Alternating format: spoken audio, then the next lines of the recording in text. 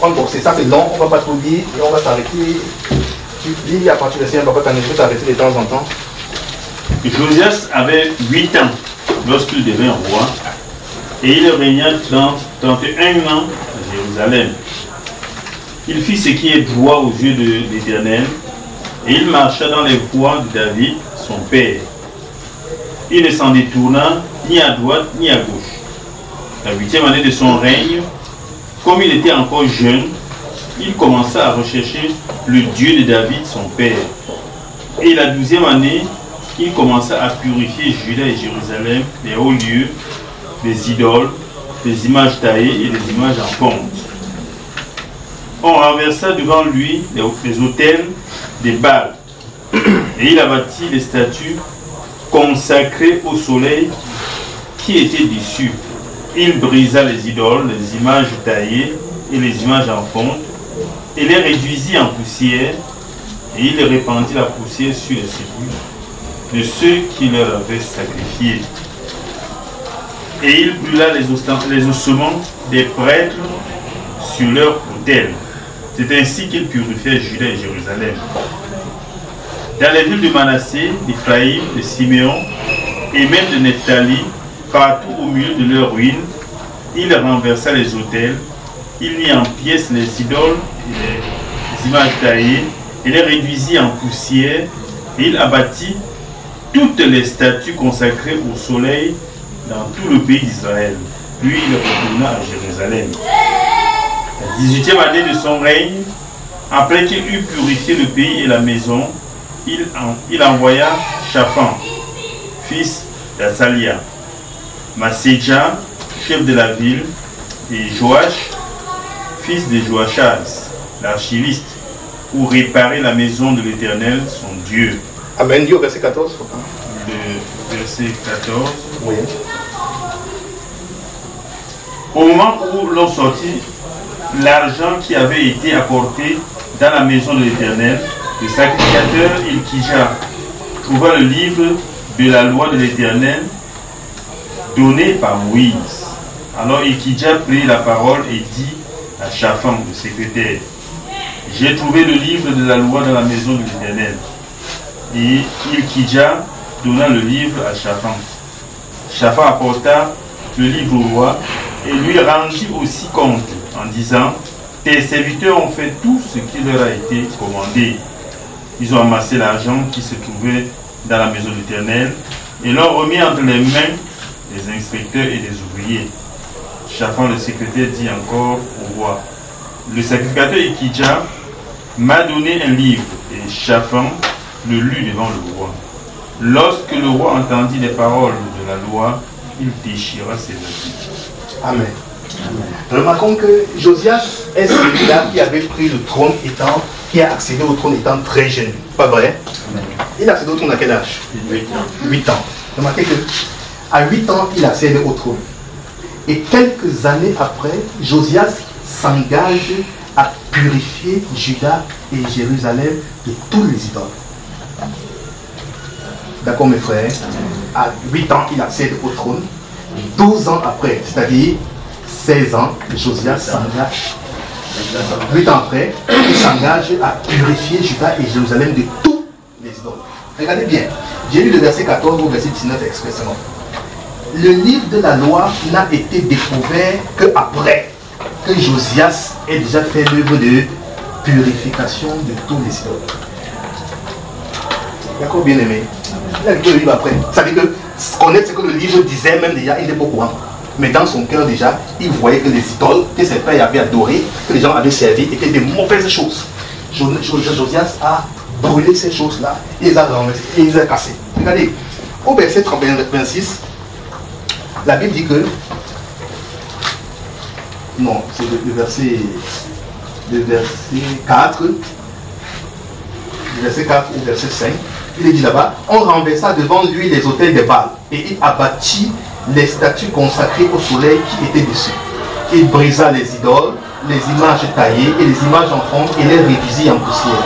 Il répandit la poussière sur les sépulcres de ceux qui leur avaient sacrifiés. Regardez, c'est pas fini. Verset 5. Et il brûla les ossements des prêtres sur leurs autels.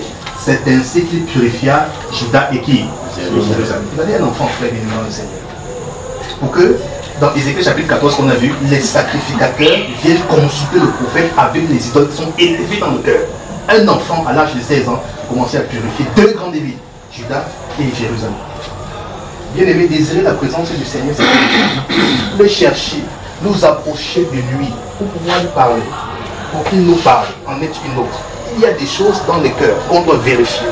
Toutes les idoles qui sont cachées dans notre cœur, vérifions qu'on s'en débarrasse. Toutes les idoles cachées. L'idole, c'est cette chose-là qui est élevée, qui prend la place de Dieu dans ton cœur. C'est un problème contre Dieu. Avec ça là, tu ne peux pas rencontrer le Seigneur. Il n'est pas question, il n'est pas possible qu'on rencontre le Seigneur avec les idoles sur notre cœur. Vérifions, frère bien-aimé dans le Seigneur. Que Dieu vous bénisse. Amen. Amen.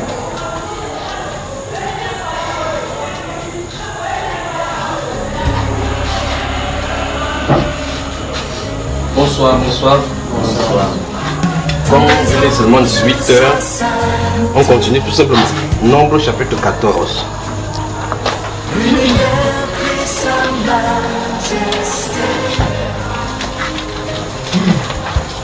Vous n'êtes pas pressé, non? Frère Moïse, ça va? Nombre, le chapitre 14. Bonsoir les sœurs là. Que Dieu vous bénisse, que Dieu vous bénisse, que Dieu vous bénisse. Bonsoir les frères. Bonsoir. Que Dieu vous bénisse. Vous allez bien, n'est-ce pas?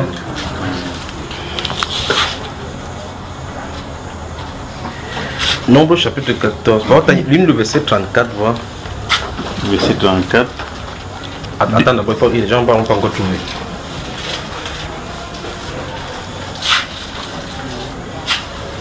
Voilà, je crois que ça y est, allons-y. Verset 34 de Nombre 14. De même que vous avez mis 40 jours à explorer le pays, vous porterez la peine de vos iniquités 40 années, une année pour chaque jour, et vous saurez ce que c'est que d'être privé de ma présence. Voici l'endroit, le moment le plus pathétique de la marche d'Israël avec le Seigneur. Si vous lisez depuis le chapitre 13, Dieu commande à Moïse d'envoyer des espions, d'aller explorer le pays dans lequel ils sont censés entrer. En fait, on n'avait pas besoin d'explorer, parce que Dieu leur avait dit qu'il y a une promesse d'une patrie, pas vrai? Depuis le temps d'Abraham, il leur avait dit qu'il va donner ce pays. Quand vous lisez le livre des Genèse chapitre 12, 13, lorsqu'il a fait appel à Abraham, Abraham marchait partout, il mettait des hôtels là-bas pour baliser. Après, il a dit qu'il va donner ça à sa postérité. Il a réitéré la même promesse à son fils Isaac. À son petit-fils Jacob, il a encore fait la même chose. Finalement, ils sont descendus en Égypte. Et là, maintenant, s'est trouvé à l'horizon la fin de l'accomplissement de la promesse. La Bible déclare, Dieu commande à Moïse d'envoyer 12 espions. Ils ont envoyé 12, donc chaque tribu a un espion, n'est-ce pas? Parmi eux, il y a un monsieur qu'on appelle Josué et Caleb. Ils vont dans le pays. Remarquez très attentivement que quand Dieu parle qu'ils entrent dans le pays, Dieu ne fait pas état de l'ennemi qui s'y trouve. Dans aucune des promesses, Dieu ne mentionne qu'il y avait les enfants d'Anak, qu'il y avait le territoire. Il leur a seulement dit la bonne chose qui s'y trouve. Il a dit, le pays qui vous donne, c'est un pays où coule le lait, le miel. C'est pas comme ça. Est-ce que Dieu ne savait-il pas qu'il y avait des enfants d'Anak là-bas? Il ne savait-il pas qu'il y a des géants? Pourquoi est-ce que Dieu a fait mal de cacher ces choses à ses enfants? En disant, comment ils vont découvrir, dire, Et vous avez eu à lire ça, n'est-ce pas?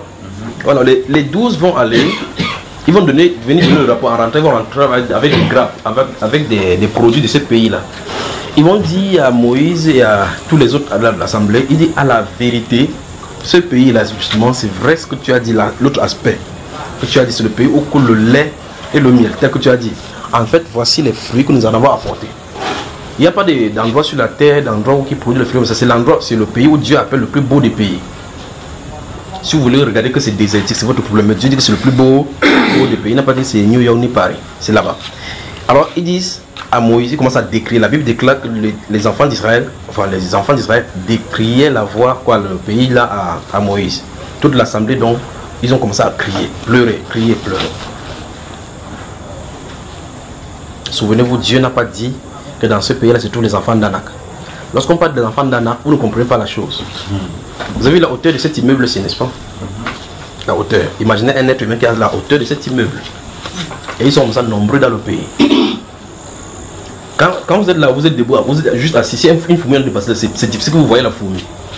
N'est-ce pas? Vous pouvez au moins voir la sauterelle. Maintenant, regardez le rapport. Quand vous asseyez, vous voyez le sauterelle au sol. Donc, imaginez donc le rapport. Donc, si vous prenez ça à cette échelle-là, vous multipliez à l'échelle de l'homme. L'homme devient la sauterelle. Et puis, l'homme qui est devenu la sauterelle, devient les enfants d'Anak. Vous allez voir effectivement que c'est cette taille-ci. Ils peuvent marcher comme ça. Le monsieur là, il conne le pied sur l'arbre. L'arbre s'arrache. Donc, il ne sait même pas que vous êtes en bas. Là, il vous appuie comme ça. Nous étions à les yeux comme des sauterelles. Donc, quand tu marches, tu as intérêt, comme par exemple, vous allez aller quelque part, le sauterelle, vous voyez comment tu vas devenir, il saute. Parce que sinon, vous allez le piétiner. Mais regardez bien la terreur qui s'y trouve, les enfants d'Anak. Dieu ne leur donne pas cet avis-là, ni cette instruction-là, en disant, ou bien cette information, que les enfants d'Anak se trouvent là-bas. C'est que les gars devaient se préparer pour la peur. Dieu a donné plutôt le bon aspect de la chose. Quand entrés, ils ont vu. Mais il y a une chose qui est frappante, c'est que 12 personnes sont parties là-bas dans ce pays-là. 12 sont venus donner le rapport. Ils disent, à la vérité, c'est un pays où coule le lait et le miel. Mais nous y avons vu les enfants d'Anak. C'est un pays qui dévore ses habitants. Donc ça veut dire que tu entres là-bas, c'est la mort qui t'attend là-bas. Mais ce qui est curieux, c'est que les deux autres personnes disent que non, nous posséderons. Quand je lis ces parties-là, ça m'étonne toujours. C'est pour ça que vous allez voir la différence entre les hommes de foi et les hommes de la chair. Là se trouvent dans la même assemblée les hommes qui vivent par la chair et les hommes qui vivent par l'esprit. Les hommes qui vivent par l'esprit ne regardent pas la réalité qui est devant eux, les difficultés. Ils vivent par la foi dans ce que Dieu a déclaré. Quand Dieu a déclaré, ça règle le problème. Les choses, les aspects physiques qui puissent y être. C'est là que vous pouvez savoir à quel moment, si vous êtes dans la chair ou dans l'esprit. C'est-à-dire que quelque chose vous arrive. Quelque chose vous arrive. C'est un peu comme quand nous étions à l'extérieur. C'est hier quand j'étais nous causant avec ma femme dans la nuit. Non, quand ce matin quand nous méditions, il lui a dit, j'ai été fléché à plusieurs fois. Debout comme ça. J'ai été fléché avec le couteau comme ça, déchirant mon corps. Mais j'étais là, j'avais intérêt à ne pas parler. La douleur était à l'intérieur de moi. J'ai regardé les gens comme ça là. Ils étaient en train de prier par l'esprit pour que le problème se résolve à l'intérieur. Mais il n'a jamais su. Et elle m'a regardé comme ça, il dit oui. Il dit j'avais intérêt à ne pas crier.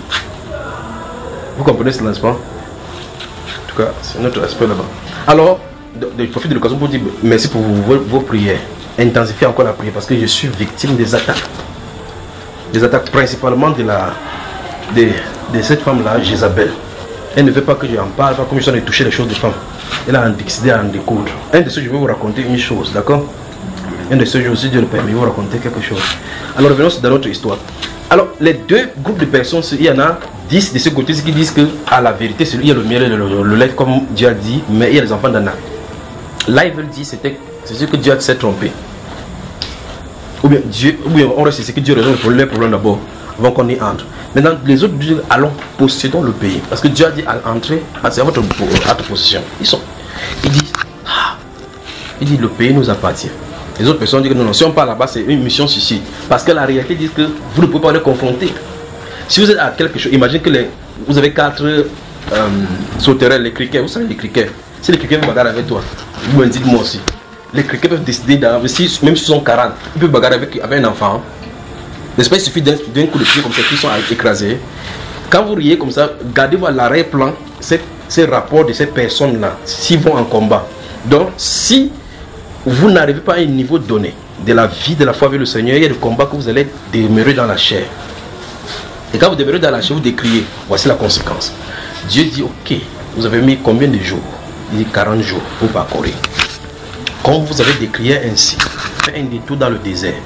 Vous allez porter la peine de vos péchés pendant 40 ans. Attention, 40 ans. Un jour pour une année.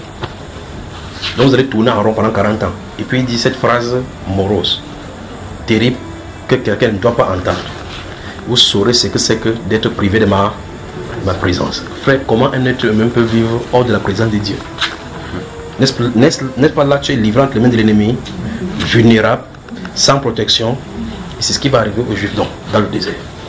L'époque la plus sombre. D'où la nécessité donc maintenant que chacun de nous cherche la présence de Dieu.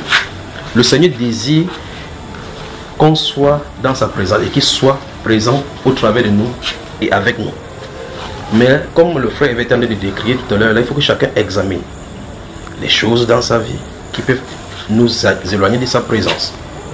Nous sommes d'amorcer la phase de l'histoire de l'humanité terrible où, sans le Saint-Esprit, chacun va confirmer la confirmation. Le moment de la foi à l'être, ou mieux de la confession à lèvres, est terminé. Il y aura des confrontations sur la terre, des confrontations. Et ça va challenger les gens de la foi, parce qu'en réalité, au fur et à mesure, des choses vont arriver pour pousser les gens soit à s'attacher davantage à Dieu ou bien s'en éloigner. Je vous avais dit que si vous n'êtes pas destiné, il va lui-même créer les séparations. Il crée, vous savez, le tamis, comme le cousson fait le reste là, on fait comme ça au feu. C'est ce qui est fin, qui passe là-bas. On tourne comme ça, et Madame Borda tourne comme ça, pam. Quand le frère Borda rentre, il coupe le bon couscous avec. C'est comme ça. Le reste là, c'est au feu. Le ngangere, vous connaissez le ngangere, non? C'est de ça dont c'est les questions. Il y aura le tamis. Alors, les moments que nous sommes ce qui se prépare à arriver sur la terre, c'est le moment terrible. J'étais en train de prier, j'ai vu quelque chose de terrible. La semaine dernière, ou bien quand nous voyons la 9e partie, je ne sais pas si c'est dans la 9e partie des mauvaises pensées, j'ai parlé de prier pour l'aspect, je suis en train de voir l'avion militaire. Vous savez ce qui s'est passé dimanche dernier? Au courant de ce qui s'est passé avec l'avion militaire qui a crashé avec 4 personnes dedans. Il y a encore maintenant, cette fois-ci, ce sont des camions avec des militaires dedans. Voilà vos enfants qu'on met derrière le camion, on les met comme des sardines et ils foncent, pam, l'accident. Ça attend combien de personnes? Une vingtaine, on dit qu'une vingtaine sans donner le chiffre. Attendez, ça arrive. Il faut qu'on prie pour ce pays-ci. En tout cas, laissons le cas de ce pays-ci, ça dérange. Alors, je tente de parler de quelque chose d'universel. Parce que ce que j'ai vu, ce qui arrive, je ne sais pas où on pourra se tenir. Alors, mais il y a la terre s'y va être challengée. Challengée dans tous ces aspects du terme. Pour pouvoir marquer la différence entre ceux qui servent Dieu et ceux qui ne servent pas. Parce que Dieu veut marquer de son sceau. Le moment du racontage des histoires bibliques est révolu. Il y a le moment maintenant de la mise en pratique, de la manifestation de la vie de la Bible. Ça arrive. J'ai vu... Bon, je vais essayer de raconter doucement. Vous n'êtes pas fatigué, n'est-ce pas? Je vais essayer de raconter doucement tel que j'ai vu. Maintenant, si vous me saisissez, je crois que vous allez me saisir. Parce que à l'issue de cela, ça veut dire qu'après le jeûne-ci, après notre jeûne, souvenez-vous les enseignants là, nous on va continuer jusqu'à l'arrêt. Je ne sais pas comment on va arrêter, on va seulement continuer après le jeûne. Alors, mais après les autres là, après le jeûne, on va prendre 3 jours principalement pour le pays, la France. Pour la France. Et je dis ça parce que cette série de choses que j'ai vues qui sont défilées devant moi, c'est la France qui était en tête. Et une des années, c'était de dire ce qu'il fait aux étrangers, ce que la France fait aux étrangers, ça va s'élever contre elle. Et là, c'est en train d'arriver. C'est terrible. Jusqu'au prochain président, après celui-ci, ils vont en subir. Parce que ce qui va arriver, c'est terrible. Donc, j'étais en train de prier. Puis j'ai vu le cloud. Nuage touffu noir. Touffu noir. Au-dessus de la terre. Et pendant qu'il a prié, quand j'ai vu ce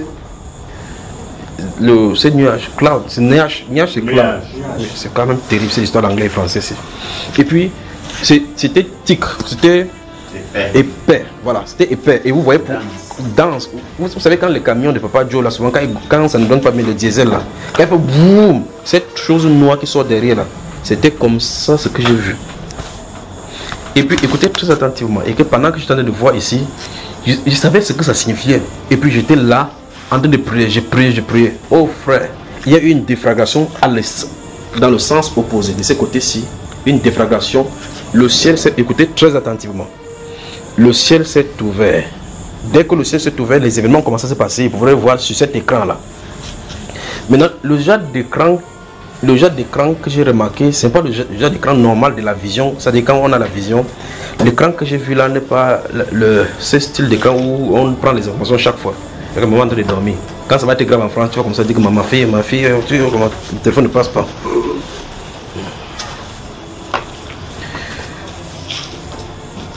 Il peut continuer. La France. Il commence par la France parce que j'ai vu une série de pays. Et puis je vais commencer par la France. C'est terrible.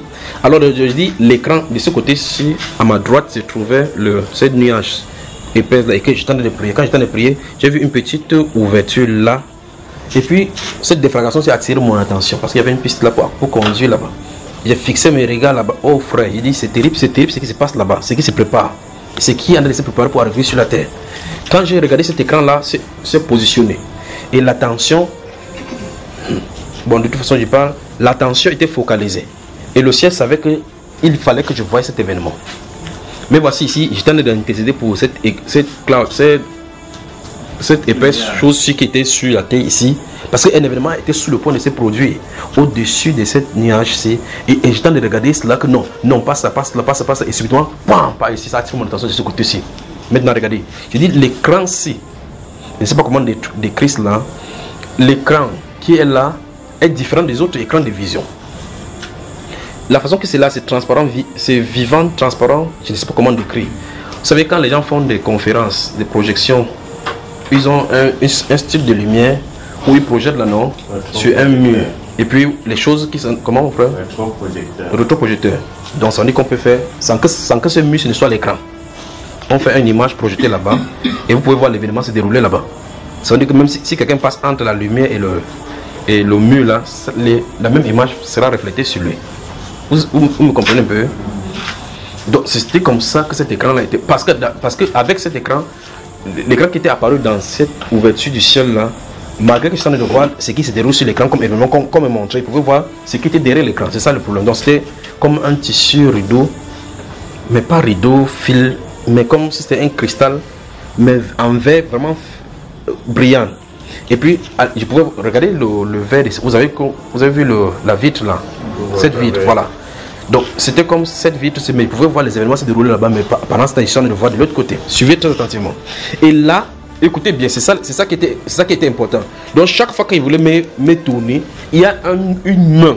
C'est cet aspect qui me dérange dans cette vision-ci.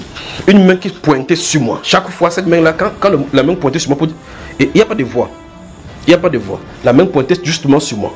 Quand ça pointe sur moi, je prête attention. Une vision se manifeste. La main sortait de l'écran en pointant comme ça. C'est comme si il n'y a pas de visage. La main pointait comme ça. Une grosse main, vraiment bien. Mais cette main, c'est avec son doigt. C'est un doigt de jugement, d'appel à ordre. Un style de... Vous savez qu'on doit quelqu'un comme ça là. En faisant comme ça. Il n'y a pas de voix qui parle après ces voix. Pendant que la voix est de positionner, il ne parle pas. Mais tu comprends l'autorité derrière ce doigt qui est en train d'être pointé.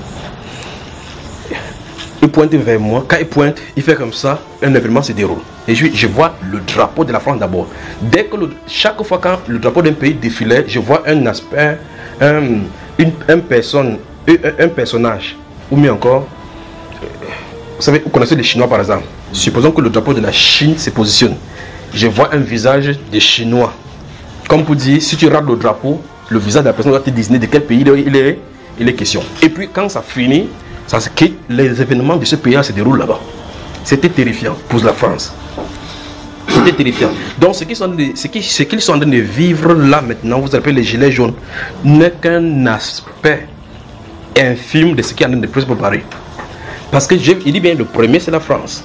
Et puis j'ai vu le Mexique, l'Égypte, le Maroc et l'Afrique. J'ai vu le globe se tourner devant moi comme ça dans cet écran là. Tourner avec... Oh frère, c'est terrible. Tourner. Et puis j'ai vu l'Afrique de l'Ouest. L'Afrique de l'Ouest. Dans la partie Afrique. Vous savez, vous avez votre map de l'Afrique comme ça. Dans cette tournée devant moi, quelque chose est sorti de chez frappé là-bas. Bam. Comment ça c'est à évoquer le désordre dans tout le continent. Donc il y a des challenges qui vont venir sur la terre. Des challenges arrivent sur la terre. Les gouvernants ne sauront pas quoi faire. La France, intéressons-nous pour la France. C'est pour ça qu'ils sont en train de dire, après notre jeûne ci, les 3 prochains jours après le jeûne, on doit consacrer cela pour la France, pour prier pour la France. Parce que le monsieur, ce qui est là-bas, il ne sait pas ce qu'il a fait contre Dieu. Mais ce n'est qu'une accumulation de choses. Vous me suivez mes frères? Amen. Maintenant, je m'intéresse à la France, maintenant il va expliquer doucement pour la France. Mais il est question ici des désordres qui vont venir dans le plan chaos. C'est un chaos dans le gouvernement. Et ces chaos, dans chacune des choses que je vois là, ce sont des soulèvements. C'est-à-dire que c'est comme si les gens en ont ras le bol. Maintenant, écoutez, le prochain soulèvement que j'ai vu après celui-ci, c'était des Noirs. Des gens de couleur. Parce que j'ai vu sur l'aspect, après ceci, quand le drapeau français s'est positionné, j'ai vu des gens de couleur qui se trouvent en France se révolter. C'était terrifiant. Et derrière eux, donc, c'est ça le plus grave de cette histoire. Je ne sais pas comment vous expliquer, mais puisse le Seigneur m'aider à dire de la façon que je suis en train de voir. Vous avez vu les films de Dracula, où c'est Dracula où les gens marchent comme s'ils sont des zombies, oui, zombies, ils ont des habits déchirés au-delà comme ça, d'autres marchent avec la hache, avec le truc qui marche avec le sang sur eux. Vous avez vu ces genre de films, n'est-ce pas? Films d'horreur. Voilà, je crois que ce serait bien de mettre ça ici. Derrière les personnes qui marchaient pour défiler, pour revendiquer, pour créer le désordre, se trouvaient ces gens des esprits. C'est pas ce qu'on comprend, c'est-à-dire que voici la foule qui a avancé pour défiler. Mais derrière, se trouvent les esprits. Mais j'ai remarqué, j'ai dit, ce n'est pas les Dracula. Les esprits qui se trouvaient là-bas, j'ai comme impression que ce pays-ci, je ne sais pas, il faut rechercher dans l'histoire. Ce pays-ci a exploité les gens pour construire des choses. Donc, il y a des êtres humains qui ont travaillé. C'est-à-dire que, je ne sais pas comment expliquer. Des êtres humains dans le passé ont fait beaucoup de travaux là-bas. Beaucoup ont été tués, mais on ne les a pas rendus justice. Ces esprits-là sont sortis. C'est pas ce que vous comprenez. Principalement lors de la révolution industrielle de la France. Donc, les gens étaient derrière ce groupe-ci. Il y avait le groupe devant pour revendiquer. Et puis, il y avait des esprits derrière qui marchaient doucement. Et vous voyez, c'est comme si quelqu'un sortait du travail. Comme les gens qui travaillent des travaux durs, travaux champêtres, travaux trucs durs, avec leurs habits débraillés, avec la sueur partout sur eux. C'est eux, cet esprit-là, qui canalisait les gens qui étaient devant. La France. C'est le premier qui a fait. Maintenant, écoutez bien ce qui s'est passé. Lorsque la France, pour la France c'est terrible, je ne sais pas quel est le rapport avec la France, et c'est vrai qu'on en parle ici dans les Saintes Écritures, mais lorsque pour le drapeau de la France est quitté avec ces événements que j'ai vu se dérouler, la France va subir le test. Ça va secouer là-bas. Et puis lorsque j'ai vu ces choses-là, le drapeau de la France s'est positionné et cet homme s'est positionné. Si on ne prie pas pour ces événements, il dit bien, ça va aller crescendo au point où le président risque de démissionner. Et ça va prendre l'autre personne encore. La personne qui va entrer là-bas va prendre le feu. Et donc, quand j'ai vu ce drapeau se quitter, quand c'est quitté, maintenant j'ai vu le Seigneur sur les chevaux en train de venir. Donc c'est comme si. Avant que les autres pays ne se passent, je l'ai vu sur le drapeau, sur le cheval, avec des gens derrière lui, faisant comme ça. Et puis le match s'est arrêté. Il a continué avec d'autres pays. Je ne sais pas ce que ça veut dire. L'autre là, je ne sais pas ce que ça veut dire. Parce que le doigt est d'abord sorti. Comme pour dire, regarde. Et puis, je regarde. Ça montre cela, ce que je vous ai décrit. Au milieu des langages que je puisse utiliser pour que vous saisissiez. Et puis, quand ça finit, avant de passer à un autre pays, le Mexique, j'ai vu lui sur le chevaux, avec les chevaux là comme ça. C'est comme si c'était des. C'est comme pour dire, on va entrer en scène. Vous savez, c'est pas si vous comprenez. On va entrer en scène. Voilà cet état que j'ai vu. Et puis ça c'est la France. Après maintenant le Mexique. Même chose, même soulèvement. Mais ce qui m'a étonné c'est entre le pays, je ne sais pas si c'est entre l'Algérie, mais c'est un pays du Maghreb. Parce que quand la personne se présente, ils se ressemblent là les uns et les autres. Donc j'ai comme l'impression qu'il y a encore un autre soulèvement qui va arriver du côté du Maghreb. Là, le Mexique c'est encore très grave. Donc l'Amérique du Sud, la France, en tout cas. L'Afrique de l'Ouest, quelque chose va balayer l'Afrique de l'Ouest avec les contestations, avec le soulèvement. Parce que pour l'Afrique, j'ai vu c'était très grave dans cette zone-là. La façon que j'ai vu, le globe s'est tourné. Et puis quelque chose a frappé. Sur il s'est frappé à l'entrée. Vous savez, quand le globe finit là-bas, on montre c'est pareil avec la main en haut là-bas. Aux environs des Conakry, Guinée-Conakry, Abidjan, Gambie, en haut là-bas, le Sénégal. Quelque chose s'est passé là-bas. Bam! Et puis ça avançait. Les soulèvements. Voilà l'état de la terre. Alors, qu'est-ce qu'il faut faire? Dans le moment difficile, c'est dans la détresse, c'est pas le jour de la détresse qu'il faut se préparer. Il faut se préparer. Donc, le moment des challenges arrive sur la terre. Il faut qu'on prie pour la France principalement, parce que c'est le premier que j'ai vu. Pour la Mexique, je ne sais pas quand ça va venir, mais au fur et à mesure, la terre va passer par des moments de contestation, de protestation. Et les gouvernants, ne sachant pas quoi faire, parce que ce sont les esprits qui sont derrière ceci, vont commencer à tuer la population. Et au fur et à mesure, quand ils tuent, ça révolte seulement, ça ne résout pas le problème. Le sang est demandé donc Lucifer.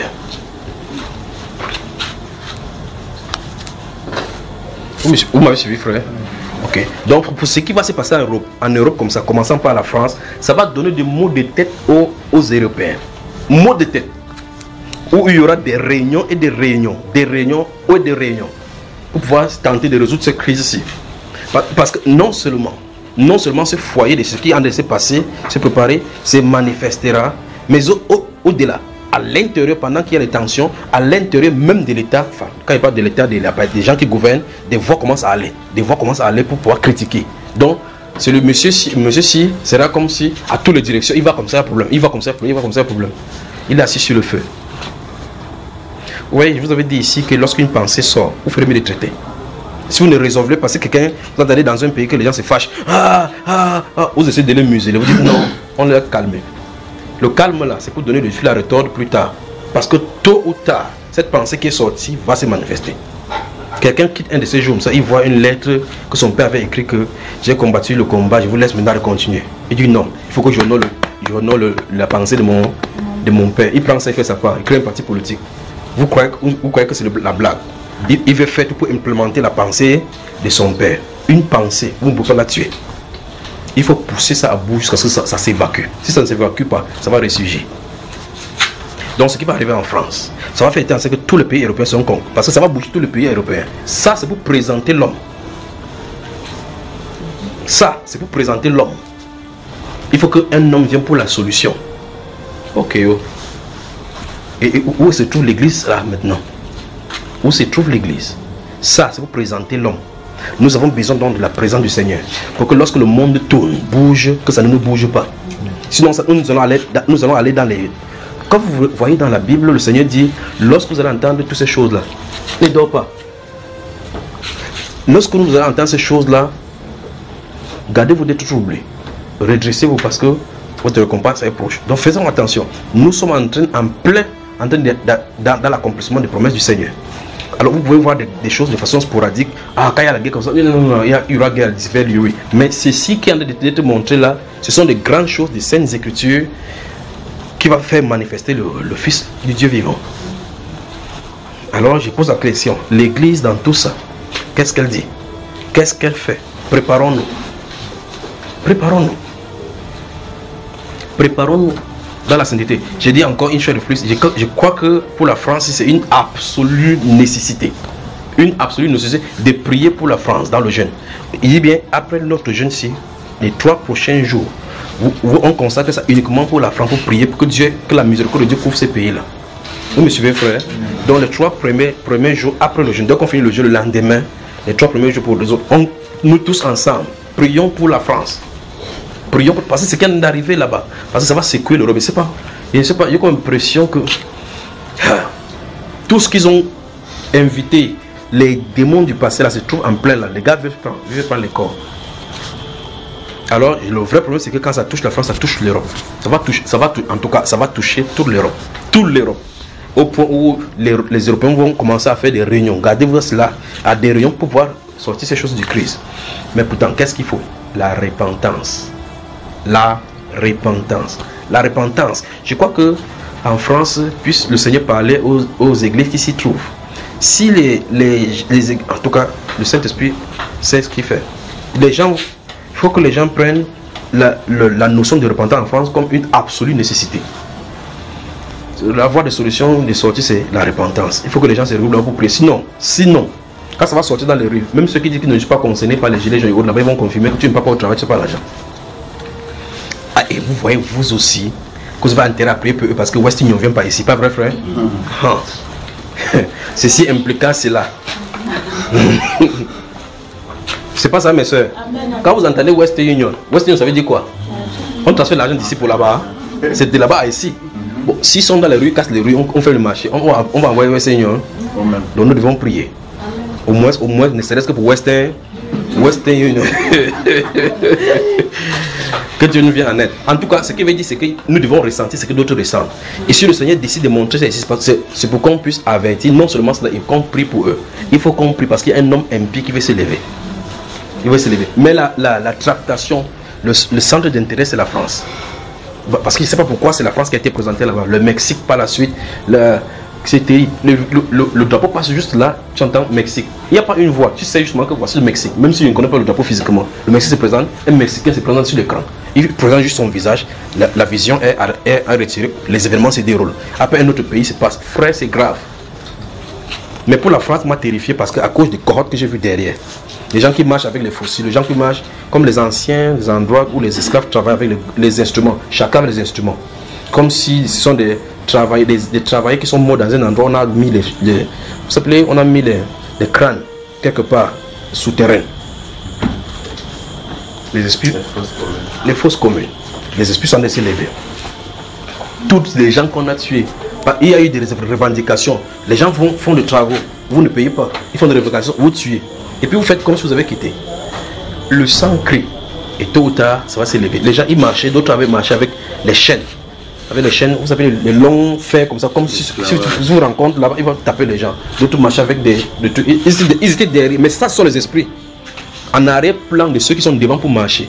Mais j'ai dit, souvenez-vous, il dit, après celui-ci, le gilet jaune, je suis en train de voir des contestations. Mais principalement, j'ai vu beaucoup de noirs là-dedans, les noirs. Je ne sais pas pourquoi ils contestaient, mais c'était dans les rues, la France. Que le Seigneur bénisse. Le Seigneur te bénisse, ma chère.